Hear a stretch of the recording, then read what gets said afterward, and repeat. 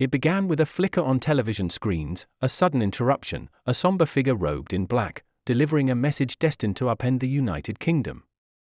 Within minutes, the country was plunged into a constitutional crisis so raw and unprecedented that historians and citizens alike struggled to grasp its scale. At the heart of this political earthquake stood Prime Minister Keir Starmer, whose hold on power was crumbling with every passing hour. The Chief Justice of the United Kingdom was the first to break protocol. In a nationally televised address, he accused Starmer of gross misconduct, alleging financial impropriety, obstruction of democracy, and an elaborate cover-up involving foreign funds. The specifics were jaw-dropping: millions funneled through shadowy intermediaries, attempts to evade parliamentary scrutiny, and, most damning of all, evidence that Starmer's inner circle had actively concealed these actions. If the judiciary's intervention shook the nation, what followed was nothing short of seismic. Buckingham Palace, long the embodiment of regal silence, issued an emergency royal decree.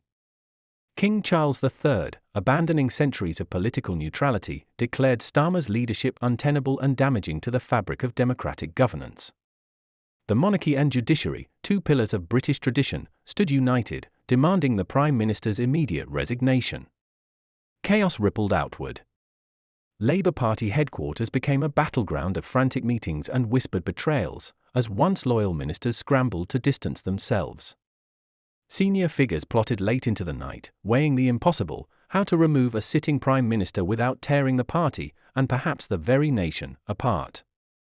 Outside, the public's fury was unmistakable. Protests erupted in London, Manchester, Glasgow. Social media became a torrent of outrage and speculation, the hashtag #StarmerResign trending worldwide. Parliament itself was paralysed, opposition parties demanded fresh elections, while even Labour's own backbenchers openly discussed rebellion. The machinery of government ground to a halt, the once mighty Labour majority dissolving in real time. But at the core of this maelstrom lay a question bigger than any one man or scandal. Leaked documents hinted at foreign actors shaping British policy, national security risks, and a conspiracy that reached far beyond Westminster. Was this merely the fall of a prime minister, or the unmasking of vulnerabilities that could haunt UK democracy for decades?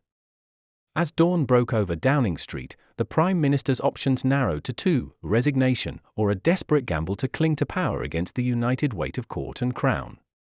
Legal experts warned that while neither the monarchy nor the judiciary could technically remove him, their combined condemnation rendered his position unsustainable.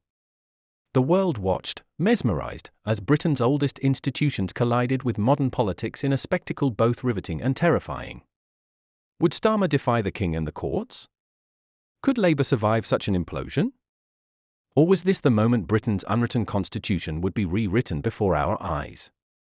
One thing was certain: history was being made, and the outcome, whatever it would be, a promise to echo for generations. Stay tuned, the next chapter could change everything.